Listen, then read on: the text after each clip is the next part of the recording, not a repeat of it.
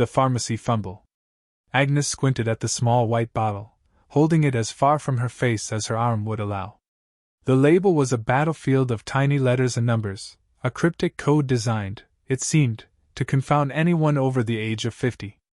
"Take 1 capsule twice daily," she murmured, her voice barely audible above the pharmacy's Muzak version of "staying alive." Twice daily, that much she could make out. But was it before or after meals? With or without food? She fished in her purse for her reading glasses, the gold chain jingling softly. They were perched precariously on her nose when she leaned closer, her breath fogging the plastic. Still, the letters remained stubbornly indecipherable. It was like trying to read hieroglyphics through a kaleidoscope. "Blast it all," she muttered under her breath, adjusting the glasses again. This new prescription was supposed to help her arthritis, not give her a migraine. Suddenly, disaster struck. Agnes leaned a bit too far, and her glasses slipped from her nose, tumbling to the linoleum floor with a disheartening clatter. She gasped, bending down gingerly, her knees protesting the motion. "Need a hand?" A warm, deep voice cut through her frustration. Agnes looked up and found herself staring at a young man with kind eyes and a disarming smile. He was already bending down, retrieving her glasses. "Here you go," he said, handing them to her. "These look important." "Oh, thank you," Agnes said, her cheeks flushing slightly. "I'm afraid my eyesight isn't what it used to be." "Tell me about it." He chuckled, gesturing towards his own eyes. "Contacts are a constant battle. Makes you wonder how our ancestors ever managed without corrective lenses." Agnes chuckled, relieved by his easygoing manner. "I often wonder that myself. Although, I suppose they didn't have to decipher prescription labels written in ant-sized font."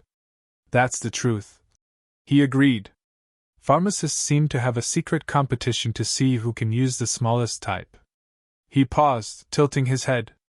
"Actually, if you don't mind my asking, is there anything I can help you with? Maybe I can decipher it for you." Agnes hesitated. It felt rather forward to ask a stranger for help, but his offer was genuine. "Well, if you wouldn't mind," she said, handing him the bottle. "I just can't seem to figure out if I'm supposed to take this with food or not." He took the bottle, his brow furrowing in concentration. "Ah, here it is," he said after a moment. "It says, take 1 capsule twice daily with food." He handed the bottle back to her with a reassuring smile. "Easy peasy." "Oh, thank you so much!" Agnes exclaimed, genuinely grateful. "You've saved me a great deal of confusion." "Any time," he said. "I'm Leo, by the way." "Agnes," she replied, shaking his hand. His grip was firm and warm.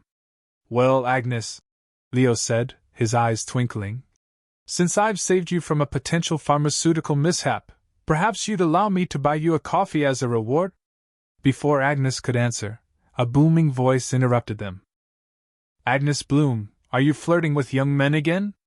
Agnes turned to see Mabel Rodriguez, arms crossed, a mischievous glint in her eyes. "Mabel!" Agnes exclaimed, her cheeks turning a shade pinker. "Don't be ridiculous." Mabel winked at Leo. "Don't mind me, dear. I'm just looking out for my friend. She has a weakness for charming young men." She turned back to Agnes. "Doctor says she needs to socialize more.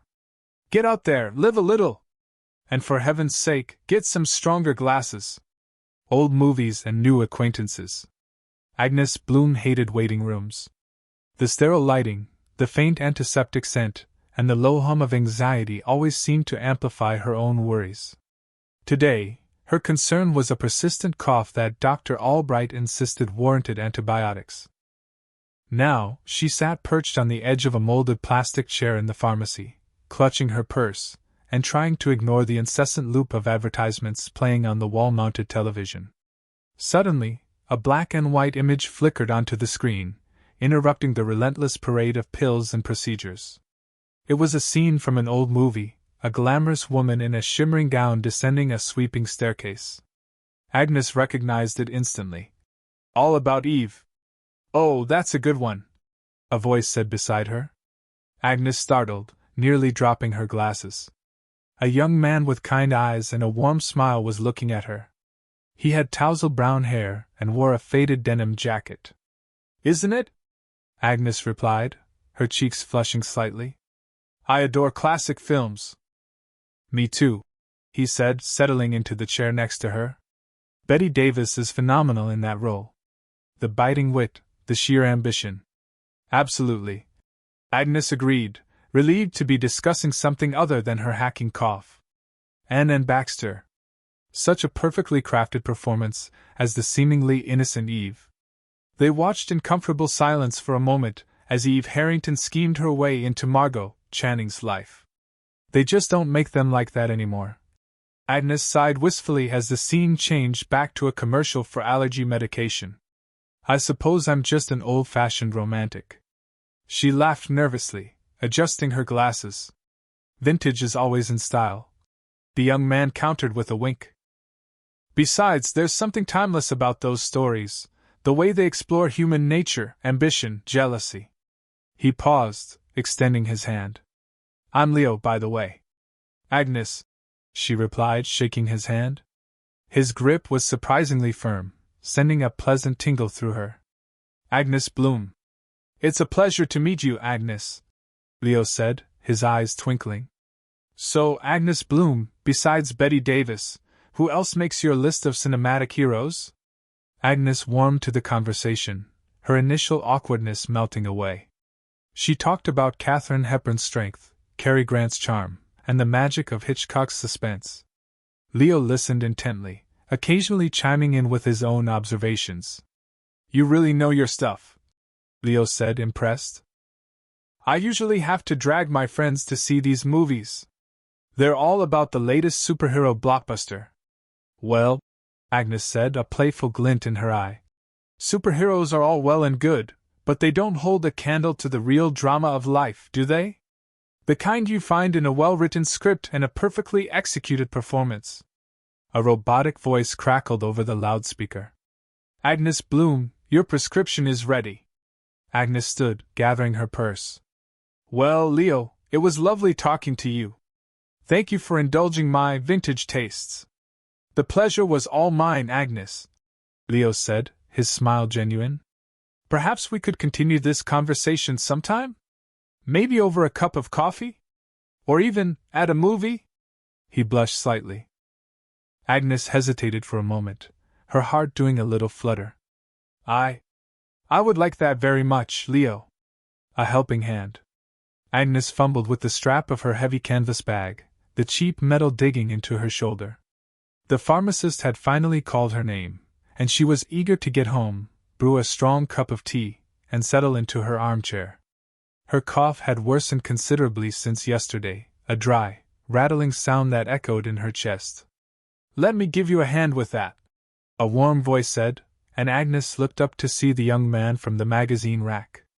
"Leo." He was smiling, his eyes crinkling at the corners. "Looks like you're carrying the weight of the world in there." Agnes hesitated, a blush creeping up her neck. "Oh, it's just gardening supplies." And a rather weighty tome on the history of roses. "Roses, huh? My grandmother used to cultivate prize-winning ones." Said the secret was talking to them. He reached for the bag. "Seriously, let me. Where are you headed?" Reluctantly, Agnes relinquished the strap. "Just up Linden Street. Number 42. "Perfect. I'm going that way myself. Consider it a good deed for the day." He swung the bag over his shoulder with ease. "So, roses? What's your favorite variety?" The walk started with talk of floribunda and hybrid teas, rambling climbers versus miniature bushes. Agnes found herself surprisingly at ease, describing the particular shade of pink on her Gertrude Jekyll and the heady scent of her Munstead wood. Leo listened attentively, occasionally interjecting with a question or an observation about his grandmother's garden. As they turned onto Linden Street, the conversation shifted. "So, what do you do, Leo?" Agnes asked, the silence suddenly feeling a little too companionable. "I'm a software developer." "Exciting, I know," he said with a self-deprecating grin. "Mostly coding, drinking copious amounts of coffee, and trying to avoid existential crises." Agnes chuckled. Sounds intense. I spent my career teaching English literature. Less coding, more existential crises, I suppose. Ah, a woman of letters. I should watch my grammar then. He glanced at her sideways, his eyes twinkling. Any favorite authors? They discussed Dickens and Austen, Bronte and Woolf, finding common ground in their love of stories and the power of language. Agnes found herself revealing more than she usually did to strangers, drawn in by Leo's genuine interest and easygoing manner. She even mentioned her late husband, Thomas, and the hours they spent reading aloud to each other by the fire. Here we are, Agnes said, stopping in front of her gate. Number 42. Thank you, Leo, for carrying my bag. And for the lovely conversation.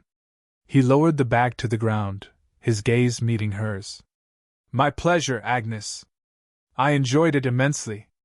I'm glad I could offer a helping hand. He paused, a hint of hesitation in his voice. Perhaps I could offer another sometime? Maybe over coffee, or a walk in the rose garden. An unexpected invitation. The automatic doors hissed open, releasing Agnes onto the bustling sidewalk. Clutching her paper bag containing cough syrup and lozenges, she navigated the throng of pedestrians, the city's cacophony a dull roar in her ears. Her chest felt tight, a familiar anxiety blooming alongside the persistent tickle in her throat. She just wanted to be home, wrapped in a blanket with a cup of hot tea. Reaching her doorstep, she fumbled with her keys, the brass cold against her trembling fingers. Finally, the lock clicked, and she pushed the heavy oak door open, stepping into the relative quiet of her building's dimly lit hallway. Agnes, hold up a sec. The voice, warm and familiar, made her jump. She turned to see Leo hurrying towards her, his smile as bright as she remembered. He was even more striking in the afternoon light, his dark hair catching the sun's rays streaming through the doorway.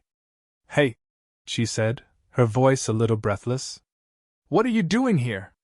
He stopped in front of her, a playful glint in his eyes. I was just thinking about our conversation at the pharmacy. You seemed under the weather. I wanted to make sure you made it home okay. Agnes felt a blush creep up her neck. Oh, well, that's very kind of you, Leo. I'm fine, just a bit of a cough. She shifted uncomfortably, suddenly aware of how disheveled she must look. He didn't seem to notice. I was also thinking, he continued, his voice softening, that maybe, once you're feeling a little better, we could grab coffee. I'd really like to hear more about your adventures. He gestured vaguely, a mischievous grin playing on his lips. Agnes's heart skipped a beat. Coffee? With Leo? The thought was both exhilarating and terrifying. She hadn't been on a proper date in, well, longer than she cared to admit. Her mind raced, conjuring up images of awkward silences and spilled coffee. But then she looked at Leo, at the genuine warmth in his eyes, and a wave of unexpected confidence washed over her. What did she have to lose? Coffee sounds lovely, Leo, she said, her voice surprisingly steady. When were you thinking? His smile widened, crinkling the corners of his eyes. How about tomorrow? There's a little cafe just around the corner. They make a mean latte, or if you're still feeling under the weather, they have a wonderful honey and lemon tea. Tomorrow sounds perfect, Agnes said, a genuine smile spreading across her face. The anxiety that had been plaguing her all day seemed to melt away, replaced by a flutter of anticipation. Great, Leo said, stepping back slightly. I'll let you get inside and rest. I'll see you tomorrow then, Agnes. Tomorrow, she echoed, watching as he turned and walked back towards the street, whistling softly. She stepped inside her apartment, the small space suddenly feeling brighter, warmer. She placed her bag on the kitchen counter, a silly grin plastered on her face. Tomorrow. Coffee with Leo. Who knew a simple act of kindness in a pharmacy could lead to something so unexpected? She couldn't wait. She really couldn't. Date night prep. Agnes wrestled with the closet door, a low groan escaping her lips as it finally swung open. A chaotic jumble of colors and textures assaulted her eyes. Date night. The words echoed in her head, a mix of excitement and something akin to panic bubbling in her stomach. First, the navy dress. Too formal? She held it up, scrutinizing her reflection in the dusty mirror. It made her look severe, a librarian ready to shush anyone who dared to breathe too loudly. Definitely not date material. Next, a flowy floral number. Better, but did it scream trying too hard? She tossed it onto the growing pile on the bed.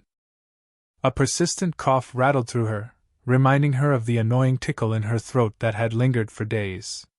She fished a cough drop from her purse, the menthol temporarily soothing. Okay, Agnes, focus, she muttered to herself. Conversation starters. Think of conversation starters. She paced the room, her slippered feet patting softly against the wooden floor. So, Leo, tell me about your hobbies? Too bland. Did you always want to be She trailed off, unable to remember what he did. Something with computers? Definitely needed to remember that. A loud knock startled her. Agnes, you in there? It's Mabel.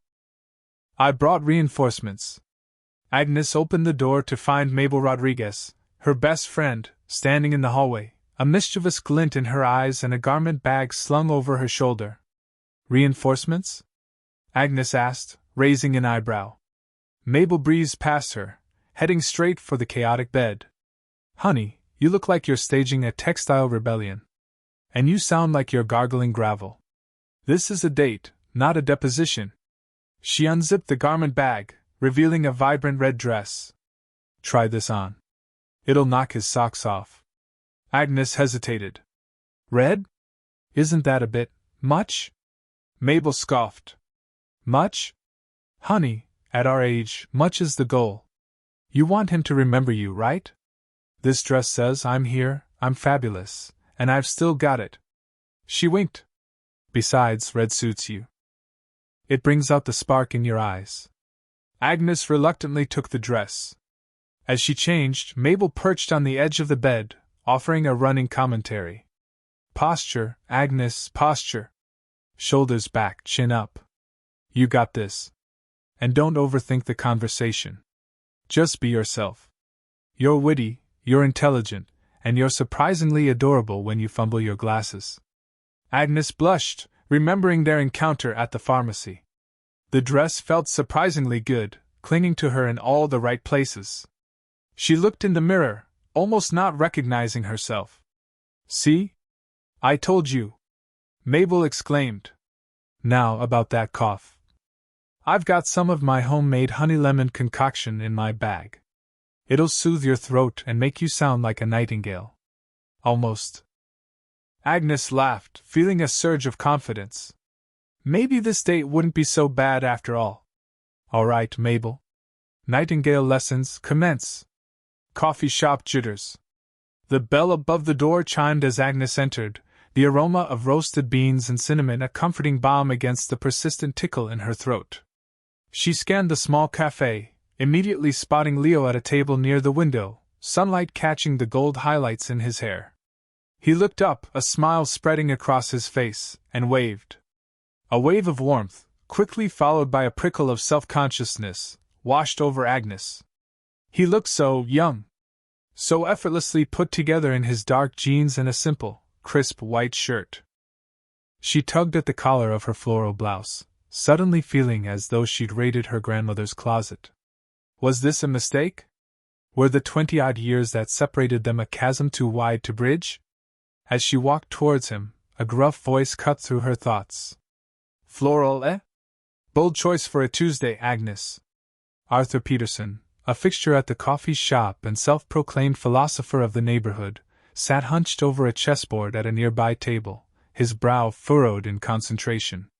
He always had an opinion, solicited or not. Good morning, Arthur, Agnes replied, forcing a smile. Just trying to brighten up a dreary day. Brighten it too much, and you'll blind everyone, he grumbled, moving a pawn with a decisive click. Speaking of blinding, that young whippersnapper over there looks like he's about to combust from excitement. Don't let him sweet-talk you into anything you'll regret, Agnes. These young fellows, They don't appreciate the value of seasoning. He winked, a surprisingly unsettling gesture. Agnes bristled, though a small part of her secretly agreed. I'm perfectly capable of making my own decisions, Arthur. And Leo is a very nice young man. Nice is as nice does, Arthur retorted, his gaze returning to the chessboard. Remember that, Agnes. Remember that. She huffed and continued towards Leo, trying to shake off Arthur's words. Leo stood as she approached, pulling out a chair for her with a flourish. You made it, he said, his smile genuine. I was starting to think you'd been abducted by rogue squirrels. Agnes laughed, the sound a little breathy from her cough. Just a slight detour to deal with a philosophical disagreement. Ah, Arthur, Leo chuckled, shaking his head. He thinks he's Socrates reincarnated. Don't let him get you down. He means well, in his own, cantankerous way.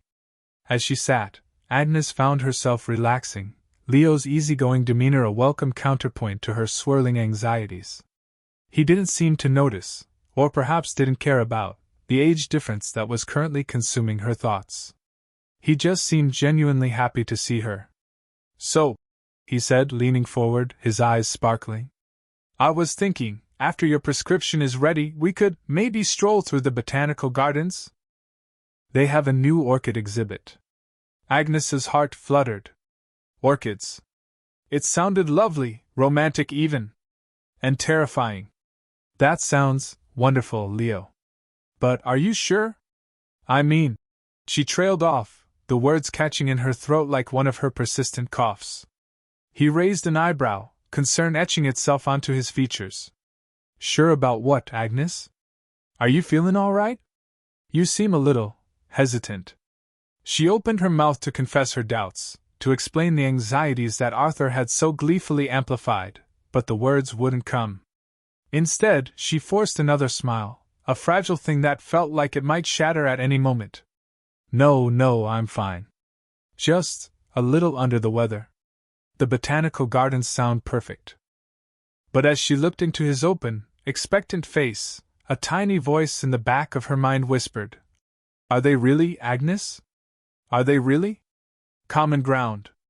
Agnes fiddled with the strap of her handbag, the vinyl squeaking softly against the worn fabric of her floral dress.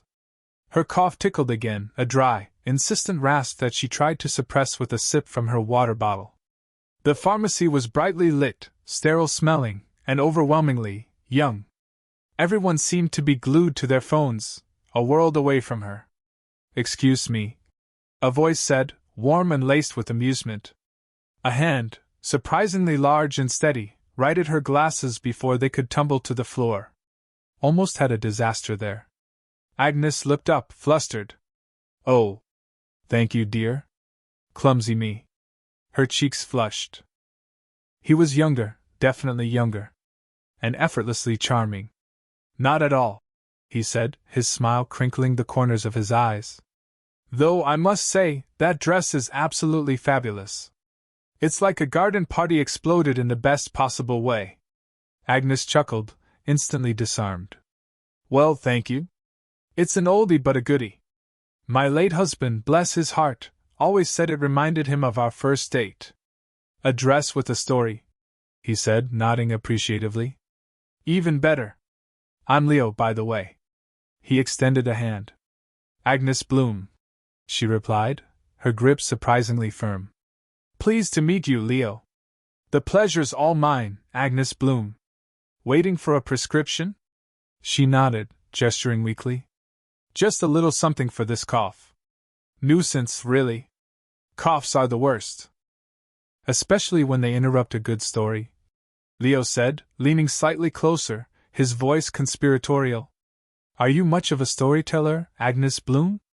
I dabble, she said, a mischievous glint in her eye. Mostly to my grandchildren. They seem to enjoy my embellishments. Leo laughed, a rich, genuine sound that made Agnes feel lighter.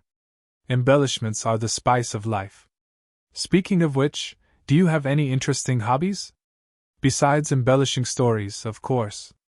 Oh, all sorts of things, Agnes said, surprised by how easily the conversation flowed. I'm rather fond of a good board game. Scrabble, mostly. And I'm a bit of a museum buff. Especially the quirky ones, you know, the ones with collections of antique thimbles or, well, you get the idea. Leo's eyes widened. No way. I'm a board game fanatic. Settlers of Catan is my weakness, and I once spent an entire afternoon at a museum dedicated to the history of barbed wire. It was surprisingly fascinating. Agnes gasped, delighted. Barbed wire. Good heavens, that's amazing. You're clearly a man of discerning taste, Leo. He grinned. And you, Agnes Bloom, are a woman of exceptional charm and a fantastic dress sense. It seems we have common ground. The pharmacist called Agnes's name. She felt a pang of disappointment. Well, it seems my cough medicine awaits. It was lovely talking to you, Leo. The pleasure was all mine, Agnes. Perhaps we could explore that common ground sometime? Over a game of Scrabble, maybe? Or a trip to the less conventional museum? He looked at her hopefully.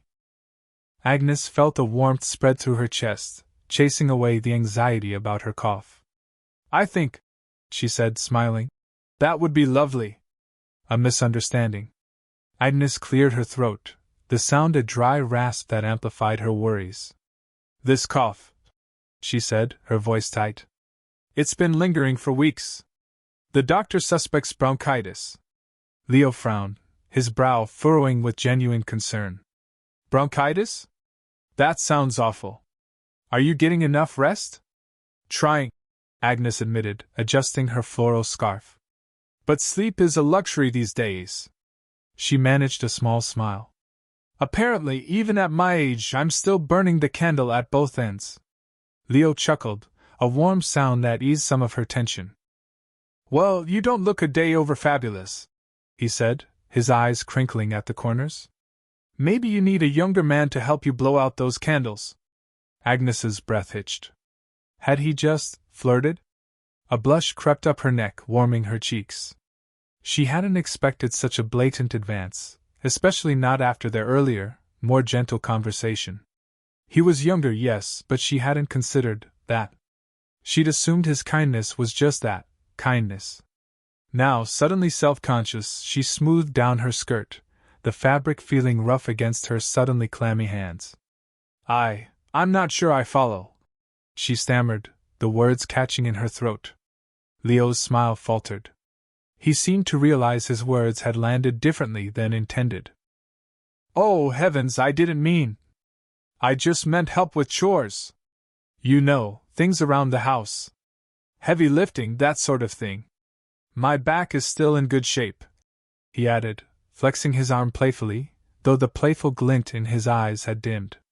The pharmacy, usually a cacophony of beeping machines and hushed conversations, seemed to fade into a muffled background hum. The air thickened with an almost palpable awkwardness. Agnes's mind raced.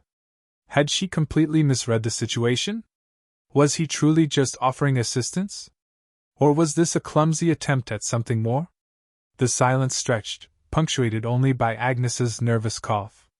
She felt a sudden urge to disappear, to melt into the tiled floor and avoid any further interaction. So, Leo said finally, breaking the tension, his voice a little too loud.